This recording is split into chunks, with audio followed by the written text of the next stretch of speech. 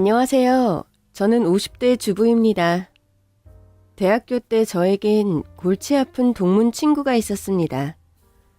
그 친구는 과 내에서도 공부도 잘하고 똑똑해서 인기가 많았어요. 저는 친해지기 전까지는 저를 드러내는 편이 아니어서 조용히 학교에 다니고 있었는데 어느 날 그 친구가 절 보면서 그러는 거예요.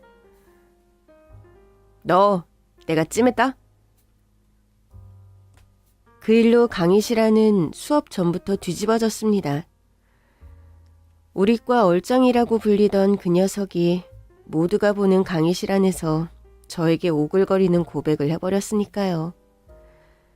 저는 너무 놀라서 그 친구의 손목을 멱살 잡듯 끌고 강의실 밖으로 나갔습니다. 야, 너 미쳤어? 갑자기 그게 무슨 소리야? 사실 저는 그 친구가 밖에서 어떤 여자랑 데이트하는 모습을 본 적이 있었거든요.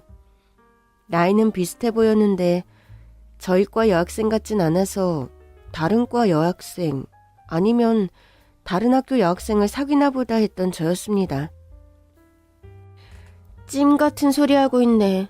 네가 뭔데 네 맘대로 찜이니 뭐니 떠드냐고. 나 진심인데? 나 너 진짜 찜한 거야. 그새 만나던 여자친구랑 헤어지기라도 한 걸까 싶었습니다. 역시 바람둥이구나 싶어 더 화가 나더라고요. 글쎄, 난 됐다고. 그리고 그런 소리를 강의실 안에서 애들 다 보는 데서 하면 어떡해. 말 그대로 찜하는 거니까. 다른 사람들한테 너 눈독 들이지 말라고 일부러 그런 건데? 진짜 미친 거 아니야? 난 너같이 잘생긴 남자한테 관심 없어. 바람 피우는 남자 딱 싫어. 그러면 안 되는데. 나만큼은 생긴 것 같은데. 아닌가? 그래. 나보다 잘생기진 않았어. 걱정 마. 뭐? 그리고 나도 바람기는 없어. 잘생기면 뭐 다 바람 피우냐? 나 같은 희귀종도 존재하는 법이라고. 도대체 이 자식이 무슨 소리를 하는 건가 싶었죠. 그러면서 그 친구, 자기 휴대폰을 저에게 내밀더라고요. 사진 한번 볼래? 잘생겼나 안 잘생겼나?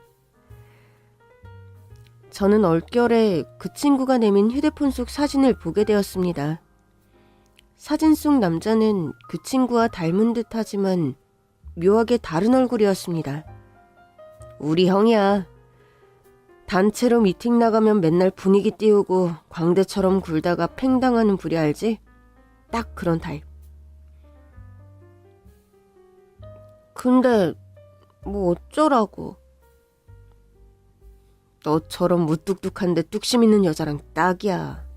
너 너무 딱딱하잖아. 근데 우리 형은 너무 말랑하거든. 바람기? 있을 수가 없어. 사람이 진짜 순수해. 근데 너도 그렇잖아. 쉽게 연애는 안 해도 마음 한 번 주면 그 사람만 보는 타입. 아니야? 이 자식이 지금 뭐라는 건가 싶었습니다. 아, 진짜 이 답답이들.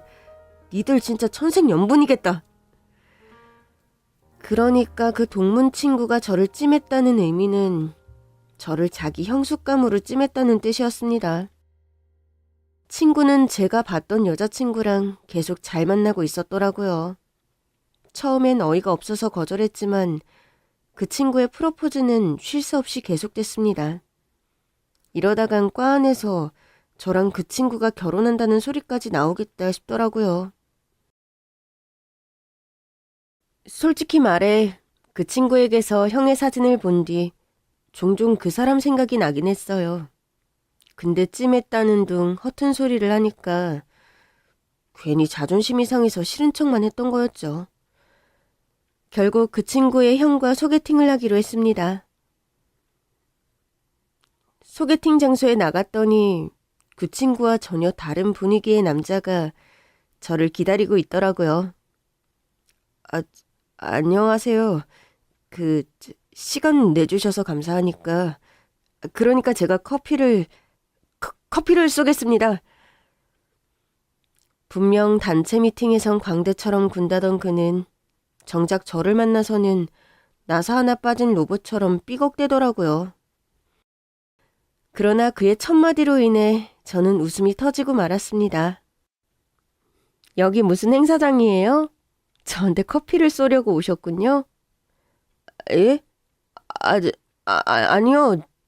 저는 그러니까 커피만 쏘려고 온 게 아니고요. 도대체 무슨 소리를 할까 싶어 가만히 두고 봤죠. 밥도 쏠 건데요.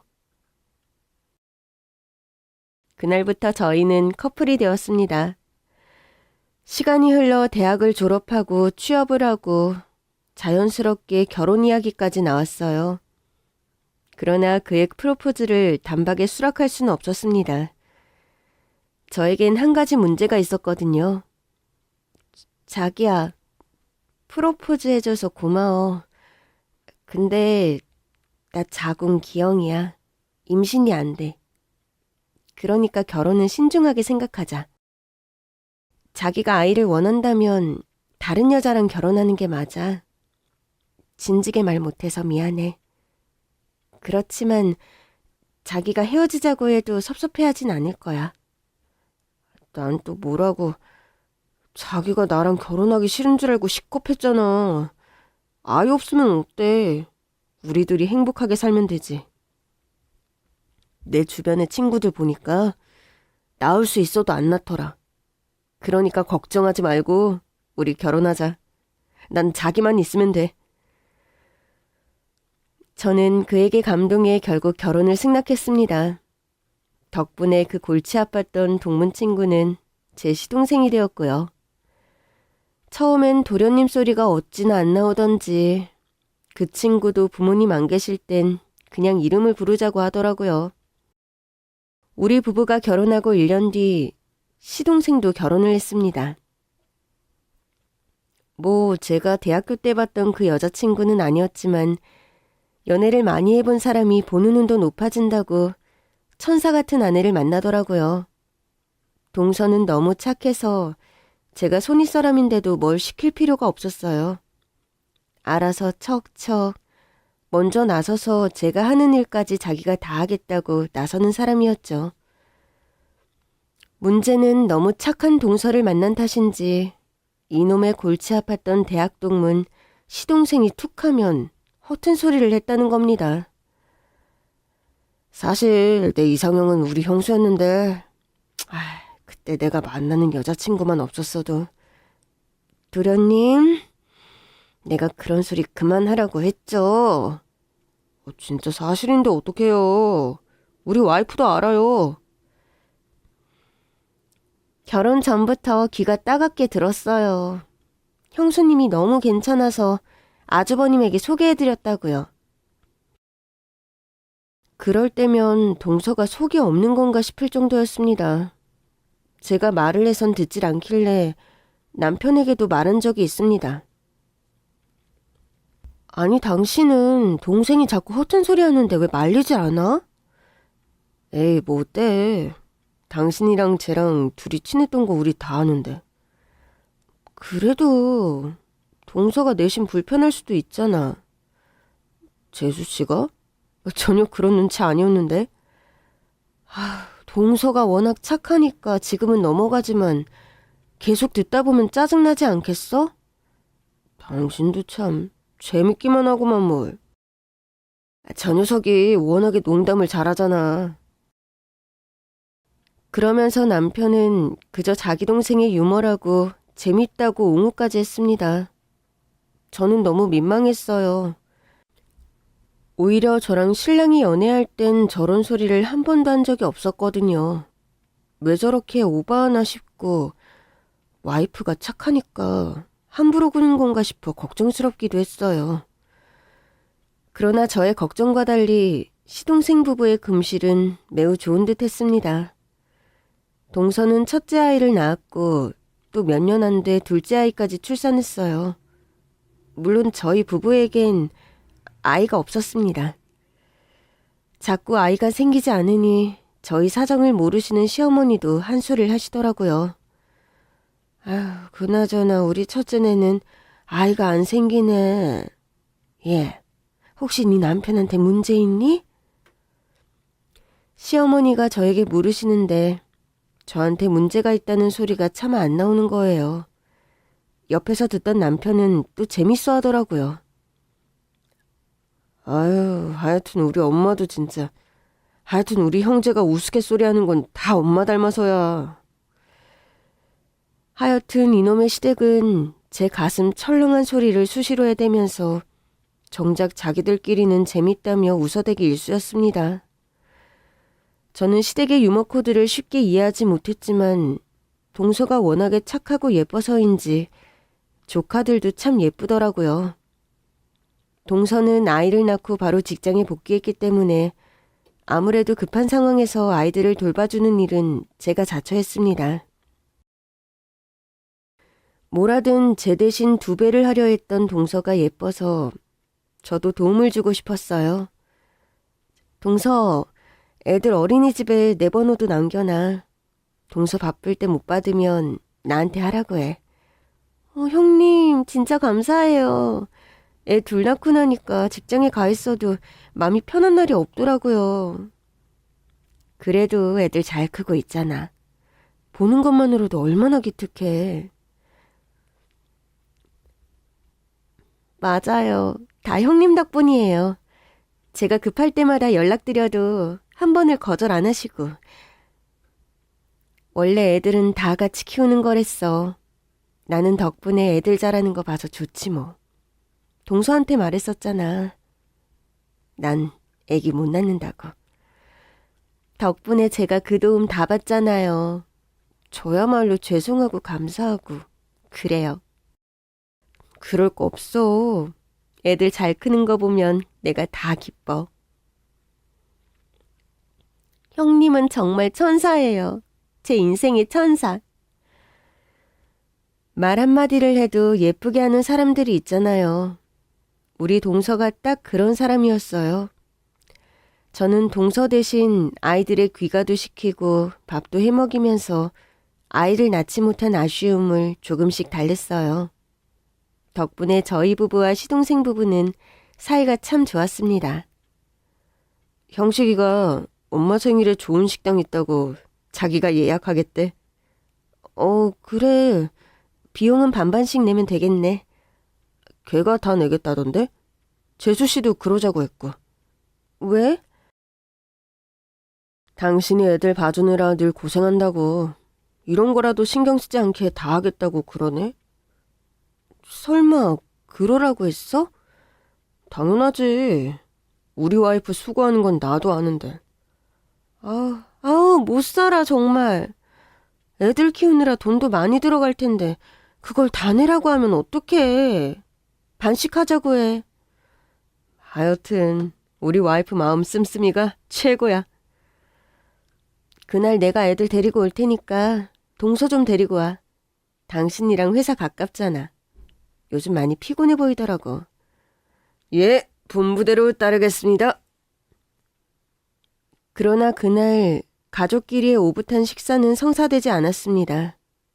1년 뒤 시어머니의 생일은 이제 남편과 동서의 기일이 되고 말았죠. 시부모님은 일찍 잠자리에 드셨고 저와 시동생은 남편과 동서의 영정사진을 앞에 놓고 술을 마시고 있었습니다. 그런데 갑자기 술에 취한 시동생이 절 와라 끌어안는 거예요. 형수님, 저 많이 참았습니다. 그러고는 치명적인 요구를 해왔습니다. 그때부터 제 인생은 대박이 나기 시작했어요. 1년 전 시어머니의 생신날, 저는 약속대로 조카들을 데리러 어린이집으로 향했습니다. 동서에게 전화가 왔어요. 형님, 애들 봐주시는 것도 감사한데 아주버님이 저 데리러 오신다고. 형님이 하신 거 맞죠? 진짜 감사해요.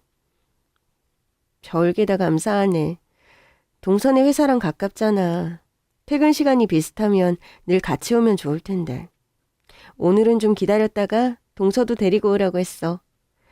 퇴근길 지하철 완전 지옥이잖아. 감사해요.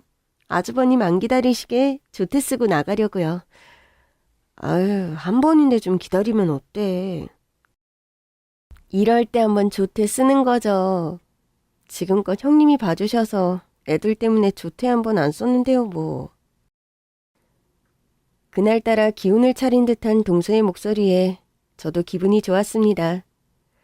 저는 아이들을 데리고 바로 식당으로 향했고 시동생이 오는 길에 시부모님을 모시고 식당으로 오기로 했죠. 시부모님과 저, 시동생, 그리고 조카들이 먼저 모여 주문을 했습니다. 마침 남편에게 전화가 오더라고요.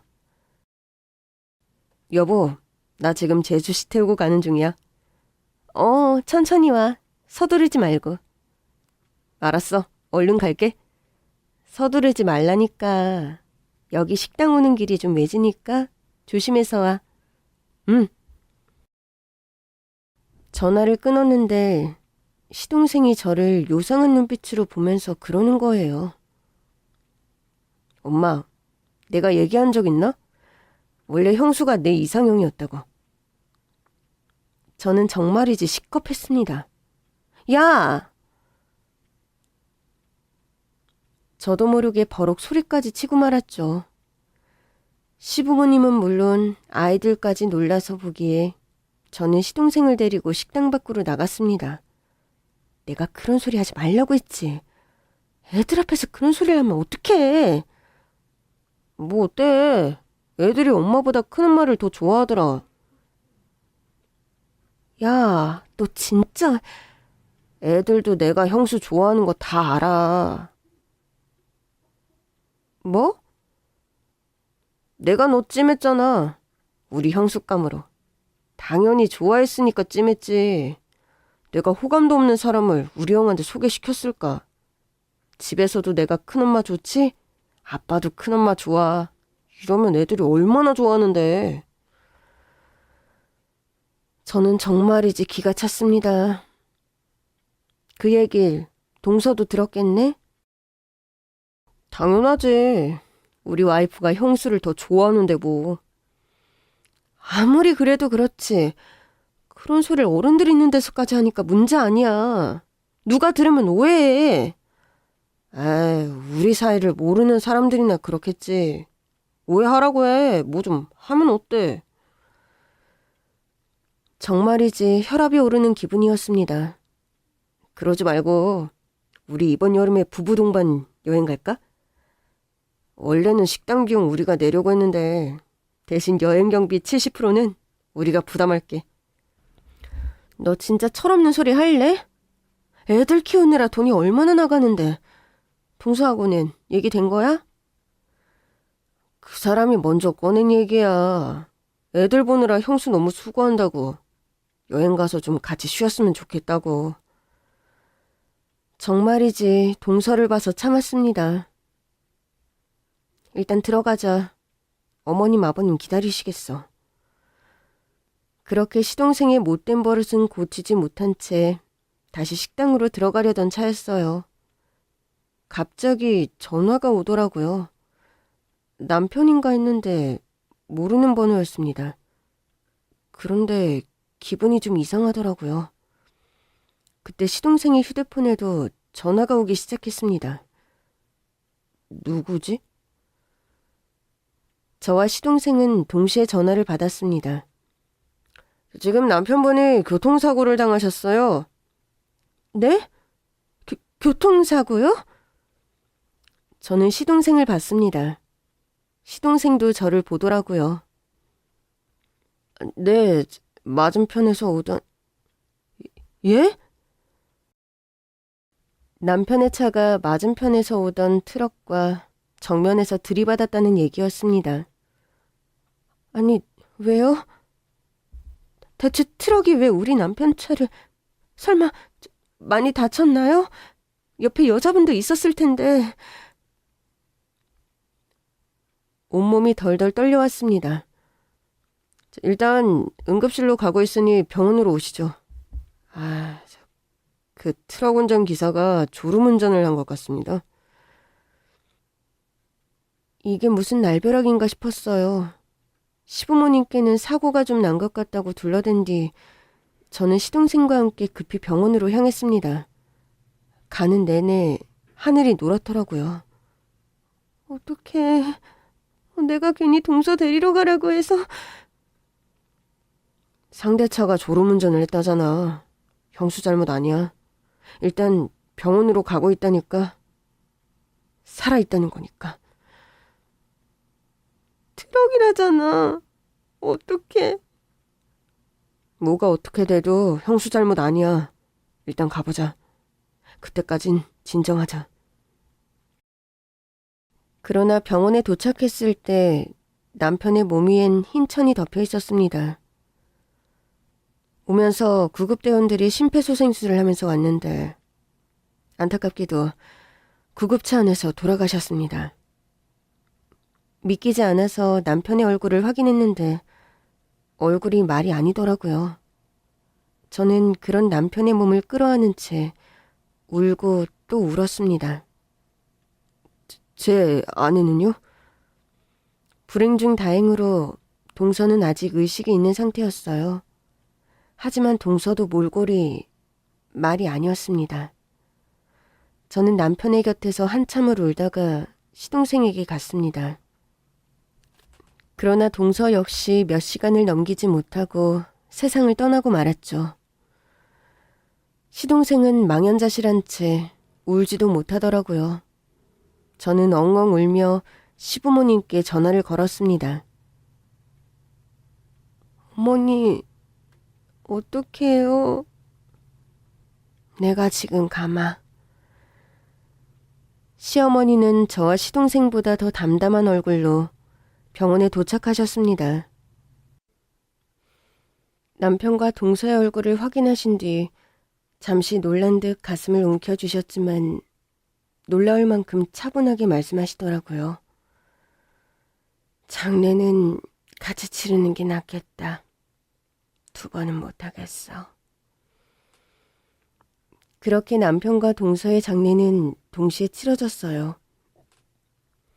문상으로 온 사람들도 하나같이 혀를 찼습니다. 젊은 사람들이 일찍 세상을 떠난 게 안타깝다는 사람들이 대다수였지만 간혹 이상한 오해를 하는 사람들도 있었어요. 세상에. 아니 근데 왜 부부도 아니고 시아주버님이랑 재수씨가 한 차에 타고 있었대? 같이 퇴근하다가 그랬다는데. 좀 찝찝하다. 사실 저는 너무 큰 상실감과 고통에 문상객들의 말은 들리지도 않았어요. 그 소리에 버럭한 건 시어머니였습니다. 이 인간들이 어디 터진 입이라고 함부로 나불거려. 우리 아들이랑 며느리 길이 같아서 내 생일 챙겨주러 오는 길이었어요. 오다가 술 취한 트럭이 갖다 박은 걸 가지고 애들이 무슨 잘못이 있다고 죽은 사람 앞에 놓고 막 말이야. 못 듣는다 이거야? 시어머니가 울분을 토한 덕에 저도 정신이 번쩍 들더라고요. 시동생 역시 제 옆에서 넋을 놓고 앉아 있었습니다. 저는 하루아침에 형과 아내를 동시에 잃은 그가 더 안쓰러워서 그의 손을 꼭 잡았습니다. 그도 제 손을 꼭 잡더라고요. 형수, 나 이제 어떻게 살아? 뭘 어떻게 살아? 애들 생각해서 정신 차려야지. 형수, 난 자신이 없어. 자신이 있어서 사는 사람이 어딨어. 그냥 이 악물고 살아야지. 문제는 아이들이었습니다. 아직 어린 아이들에게 엄마가 세상을 떠났다는 말을 할 수 없었어요. 당연히 아이들은 장례식에도 오지 않았습니다. 장례가 끝나고 저와 시동생, 시부모님은 아이들 때문에라도 마음껏 울 수 없었어요. 저 어린 것들 생각하면 속이 문드러지는 것 같다. 오늘도 묻더라고요. 엄마 언제 오냐고. 그래서 뭐라고 했어? 큰아빠랑 멀리 일하러 갔다고요. 에휴, 조금만 더 지나서 알려줄까 해요. 아직은 도련님도 힘들어하고 있어서 애들까지 울고불고 하면 더 힘들 것도 같고. 너도 힘들 거 아니야. 내일 애들 등원은 내가 시키마. 제가 할게요. 뭐라도 하는 게 나아요. 잠깐이나마 잊을 수 있고 또 애들 생각하면 저도 좀 힘이 나고요. 일단 제가 할 수 있는 만큼은 애들도 돌보고 도련님도 좀 들여다보고 할게요. 에휴, 너도 심정이 말이 아닐 텐데. 그래도 어떡해요. 저 어린애들을 어른인 우리가 봐야죠. 그래, 아가. 네가 좀 자주 들러줘. 필요한 거 있으면 언제든 말하고. 나도 할 테니까. 너 혼자 다 할 필요 없어. 네. 일단 어머니도 몸부터 추스르세요. 그래도 전 젊잖아요. 자식 잃은 어머님의 심정은 또 오죽할까 싶었어요. 저는 피를 투하하듯 쏟아지는 울음을 삼키며 매일같이 조카들을 돌봤습니다. 매일 아침 일찍 시동생네로 가서 아이들을 깨우고 밥을 먹여 어린이집에 보냈죠. 매일 집에 드나들다 보니 시동생도 안 챙길 수가 없더라고요. 시동생은 하루가 다르게 말라가고 있었습니다. 저는 보통 이른 아침에 와서 아이들의 저녁까지 먹인 뒤 집으로 돌아갔어요. 물론 시동생이 먹을 수 있게 저녁도 차려놓고 갔죠. 아침에 와보면 늘 설거지가 깨끗하게 돼 있었는데 애들을 재운 뒤 밤새 술을 퍼마신 건지 방 안에선 하루가 멀다 하고 술 냄새가 진동했습니다. 저는 온통 어두운 방 안을 밝히기 위해 안마 커튼을 반쯤 걷은 뒤 말했습니다. 도련님, 일어나야죠. 이러다 늦어요. 남편과 동서가 있을 때만 해도 둘이 있을 땐 야, 너 하던 사이였지만 두 사람이 세상을 떠난 뒤로는 오히려 더 도련님하고 부르게 되더라고요. 형수, 고마워. 아침은 먹었어요? 시동생은 잠이 깨진 않은 얼굴로도 늘 제 안부부터 물었어요. 먹으면 되지. 간단하게 차려놨으니까 먹고 출근해요. 설거지는 내가 애들 데리고 와서 할 테니까 그냥 두고 가요. 남편과 동서가 세상을 떠난 뒤 몇 달째 반복하고 있던 일이었습니다. 평소라면 시동생도 그러겠다고 하고 끝날 상황이었습니다. 어느 날 갑자기 시동생이 방에서 나가려는 제 팔목을 붙잡았어요. 안마 커튼으로 인해 절반은 어두운 방 안에서 시동생은 허스키해진 목소리로 물었습니다. 형수, 기억나? 내가 강의실에서 형수 찜했을 때 형수가 내 팔목 잡고 강의실 나가던 거. 갑자기 왜 이러나 싶었지만 그의 목소리가 너무 슬프게 들렸습니다. 기억하지. 그날만 생각하면 지금도 얼굴이 다 화끈거리는데. 좀 웃으라고, 맘 좀 편히 먹으라고 저도 농담처럼 대꾸했습니다. 그날 집에 돌아왔는데 형수한테 잡혔던 손목의 느낌이 너무 선명한 거야. 와, 세상에 내 손목을 잡고 끌고 나가는 여자는 또 처음이더라고. 그러나 분위기는 순식간에 이상해졌습니다. 내가 워낙 좀 거칠어서 그런 거지 뭐. 저는 그에게 잡힌 손목을 빼내려고 했습니다. 아무튼 나 갈 테니까 아유, 이것 좀 놔봐. 응? 그런데 시동생이 제 손목을 잡고 놔주질 않는 거예요. 도련님, 왜 이래요? 아직도 술이 안 깼어? 저는 꼼짝도 안 하는 그에게 불어 더 도련님이라고 부르며 물었습니다. 형수도 나 좋았지? 갑작스러운 질문에 당황한 저는 힘껏 그의 손에서 제 팔목을 빼냈습니다. 그게 갑자기 무슨 소리야. 적어도 싫진 않았잖아. 그러니까 우리 형이랑 결혼도 했겠지. 저나 시동생이나 배우자를 잃고 고통 속에서 몸부림치던 때였습니다. 힘든 건 알겠는데 나는 형만 보고 결혼했어요. 첫 만남부터 그 사람이 좋았어. 그 사람 덕에 많이 웃었고. 하여튼 우리 형수 위로라곤 절대 안 해주지. 나도 알아. 형수가 우리 형 사랑한 거. 그래서 고마워. 우리 가족이 돼줘서. 그리고 미안해. 결국 나 때문에 이런 고통까지 느끼게 해서. 그러니까 형수, 나 미워하지 말라고. 그게 무슨 소리야. 그렇게 따지면 형 차에 동서 태운 건 난데 차라리 따라왔으면 한 사람이라도 사는 건데. 나는 뭐 그런 생각 안 하는 줄 알아요? 하루에도 12번씩 생각해.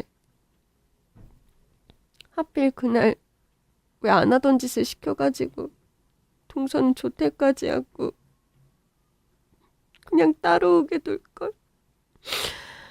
내가 순리를 거슬렀다는 생각을 얼마나 많이 하는데.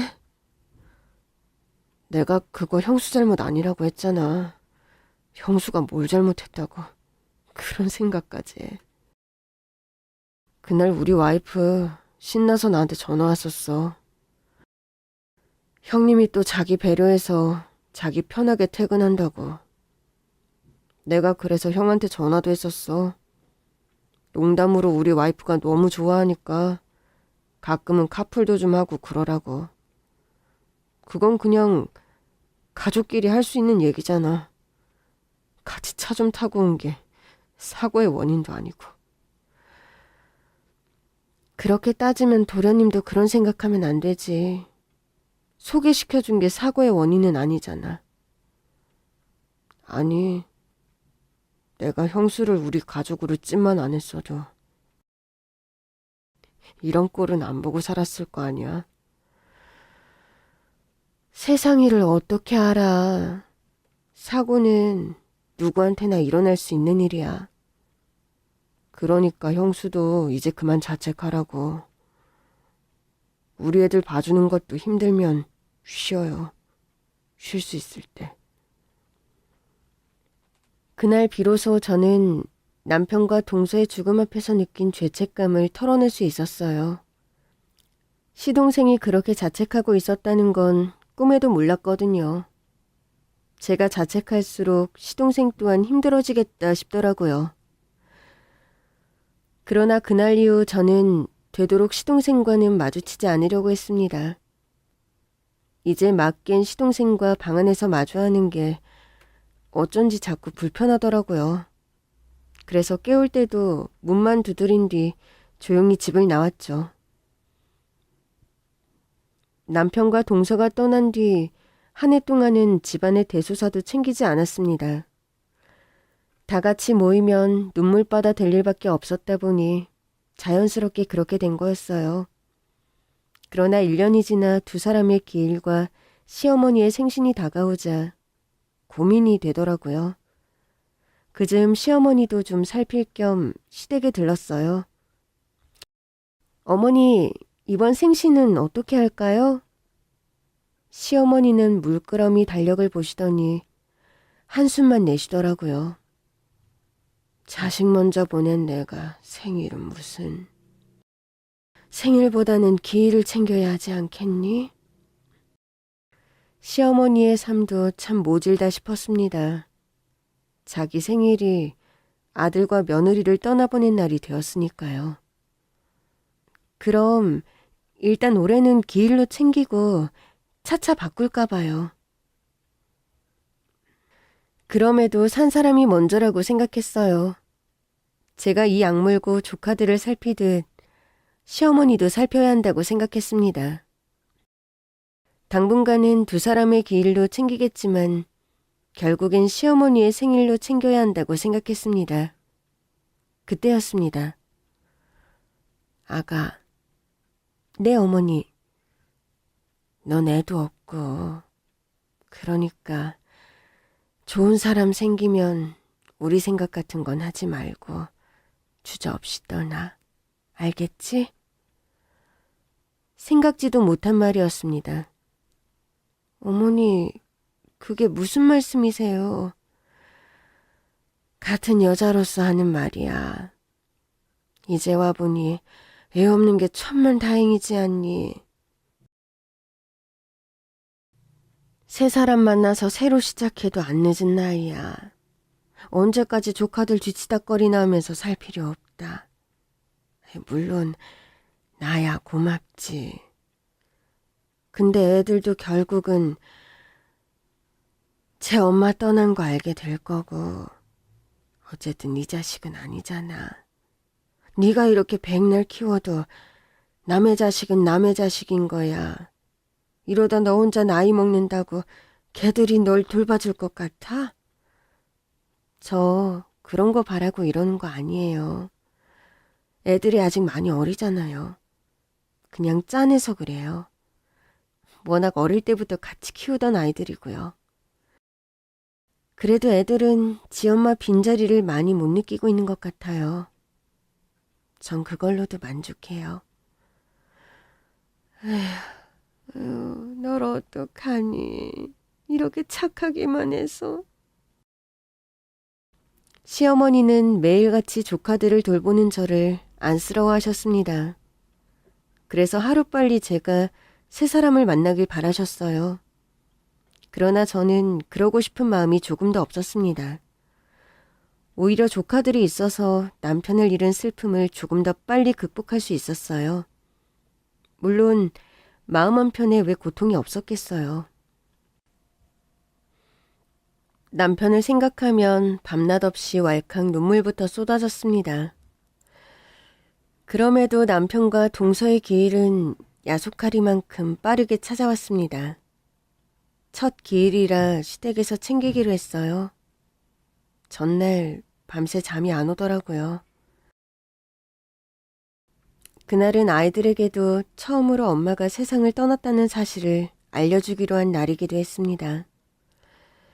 할머니 집에 가는 줄만 알았던 조카들은 엄마와 큰아빠의 영정사진을 보고 고개를 갸웃거렸어요. 얘들아, 오늘 큰엄마가 너희들에게 해줄 말이 있는데. 시동생은 차마 보지 못하고 갑자기 술을 들이키기 시작했습니다. 엄마랑 큰아빠 말이야. 사실은 하늘나라로 돌아가셨어. 왜 엄마랑 큰아빠만 갔어? 꼭 엄마랑 큰아빠만 먼저 갔다기보단 우리도 언젠가는 다 하늘나라로 돌아가. 근데 엄마랑 큰아빠는 사정이 있어서 조금 빨리 가셨어. 거기서 우리가 잘 지내는지 다 보고 있어. 지금도? 그럼. 그러니까 엄마나 큰아빠한테 하고 싶은 말이 있으면 하늘을 보면서 얘기해도 되고 아니면 아빠나 큰엄마한테 얘기하면 대신 전해줄게. 그래도 엄마 보고 싶은데. 그러게. 큰엄마도 엄마랑 큰아빠 너무 보고 싶다. 근데 우리 언젠가는 다 저 하늘나라에서 만날 거거든? 그러니까 보고 싶어도 그때까지 기다리자. 진짜 나중에는 다 만나? 그럼 반드시 만나지. 큰엄마는 일찍 가지 마. 그럴게. 진짜? 아빠도 할머니도 할아버지도? 저는 시동생을 봤습니다. 그런데 시동생은 아이들이 초롱초롱한 눈으로 묻는데도 그저 술만 계속 들이키더라고요.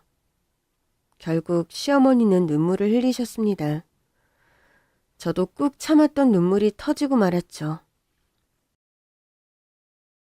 얘들아, 우는 건 나쁜 게 아니야. 엄마가 보고 싶을 땐 울어도 돼. 그때마다 큰엄마가 꼭 안아줄게. 우리도 안아줄게요. 나도요. 두 아이가 하나씩 저와 시어머니를 꼭 안아주었습니다. 그렇게 아이들을 끌어안는데 눈물을 삼킬 수가 없더라고요. 한참을 울었고 다행히 아이들은 엄마와 큰아빠가 세상을 떠났다는 사실을 잘 받아들였어요.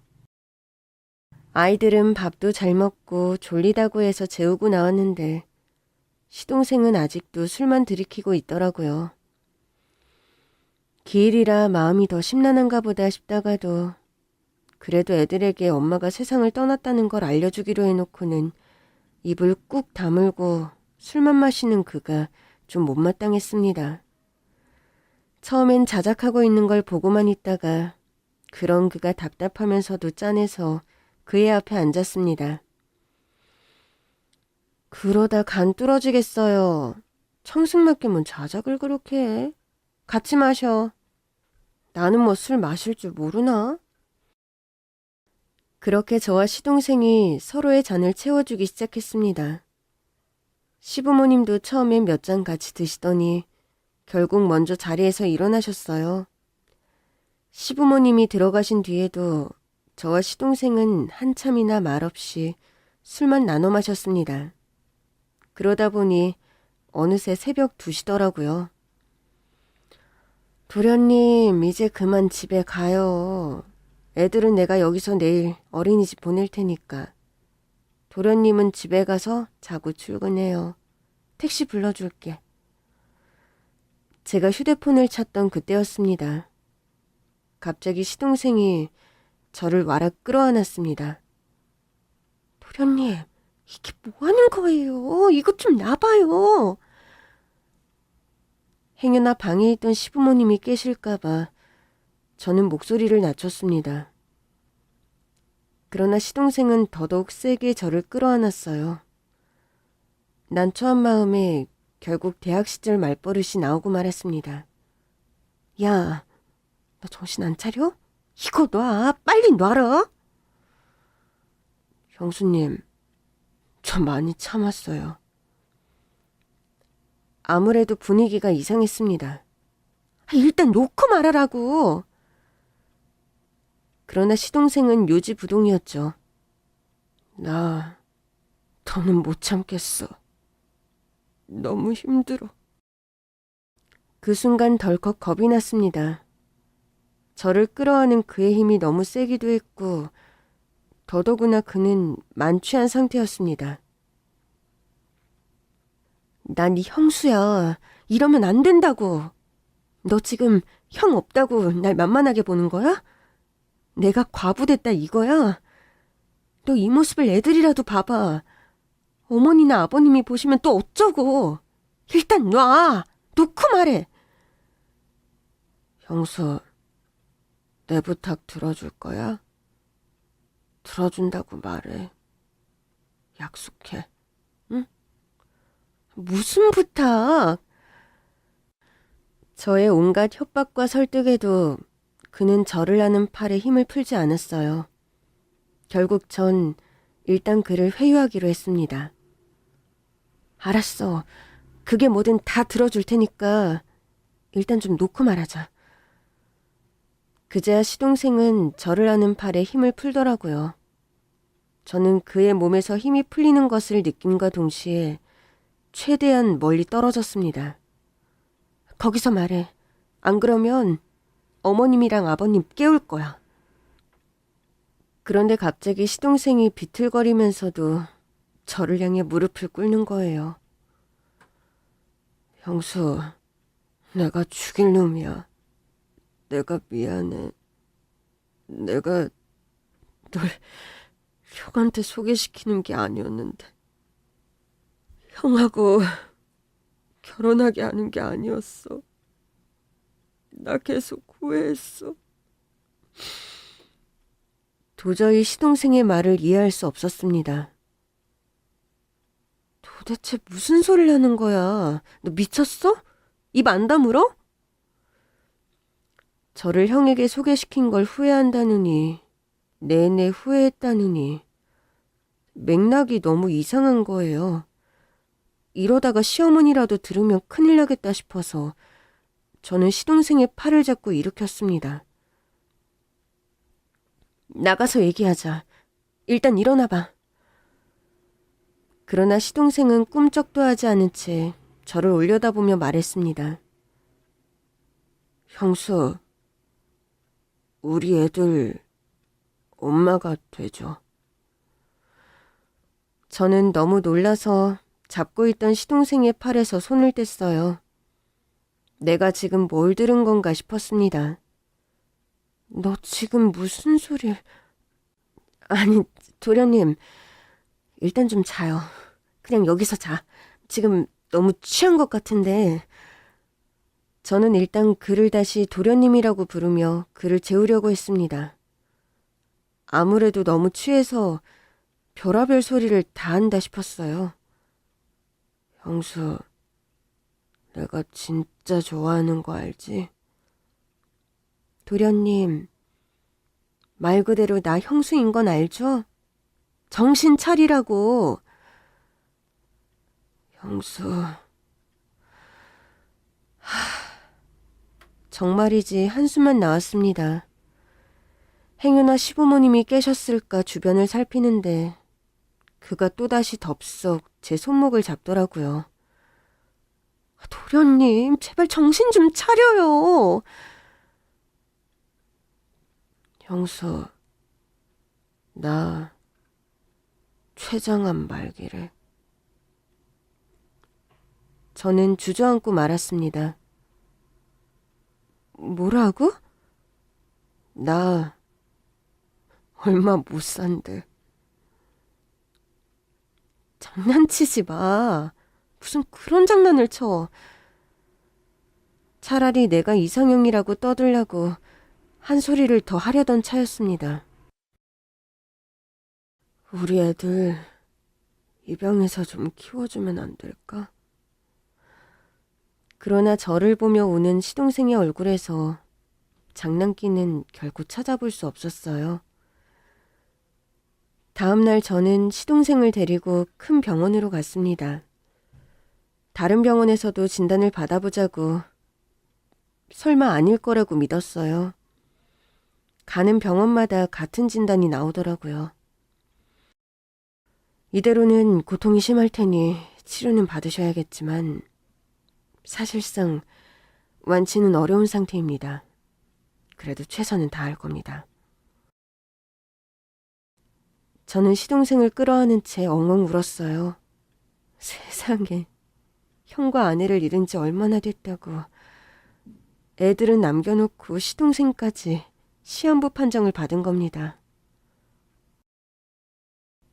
우리 애들 불쌍해서 어떡하니. 우리는 한바탕 울었고 울음이 그친 뒤 시동생이 한 번 더 부탁하더라고요. 나 취해서 한 소리 아니야. 우리 애들 입양해서 형수 아이들로 키워주면 안 될까? 어려운 부탁인 거 알아요. 형수 얼마든지 새로운 사람 만나서 재혼할 수도 있는 거 다 아는데. 근데 믿고 맡길 사람이 형수밖에 생각이 안 나더라고. 엄마랑 아버지는 나이가 많잖아. 나이도 많으신데 애들 보다가 건강이라도 안 좋아지시면 두 분도 그렇지만 애들도 걱정이 너무 되는 거야. 그래서 이기적인 거 아는데 그래도 형수한테 부탁하고 싶었어. 나 때문에 우리 형한테 시집와서 그 꼴 보게 만들어 놓고 나까지 이런 꼴을 보이네. 남편과 동서가 떠날 때의 충격보다 더 고통스러운 순간이었어요. 이제 겨우 울면서라도 앞으로 나아간다고 생각했는데 시동생까지 세상을 떠난다니 애들은 그 충격을 또 어떻게 감당할 것이며 시부모님은 남은 자식마저 잃고 어떻게 사시나 싶었죠. 저는 일단 시동생에게 치료를 권했습니다. 일단 최선을 다해서 고쳐보자. 그러니까 약한 소리 하지 말고 도련님이 애들 키우겠다고 각오하고 이 약물고 치료받아요. 시동생은 알겠다고 하더라고요. 그러나 시동생의 치료에는 차도가 없었습니다. 결국엔 고통이 너무 심해져서 호스피스 병원으로 가야 할 때가 왔습니다. 시부모님은 매일 넋을 놓고 지내셨지만 제가 결단해야 할 때가 왔더라고요. 저는 시부모님께 물었습니다. 도련님이 제가 아이들을 입양해서 키워주길 바라고 있어요. 어머님, 아버님, 그래도 될까요? 그간 어두웠던 어머니의 얼굴에 불현듯 화색이 돌았습니다. 정말 그래줄 수 있겠니? 그래도 괜찮으시겠어요?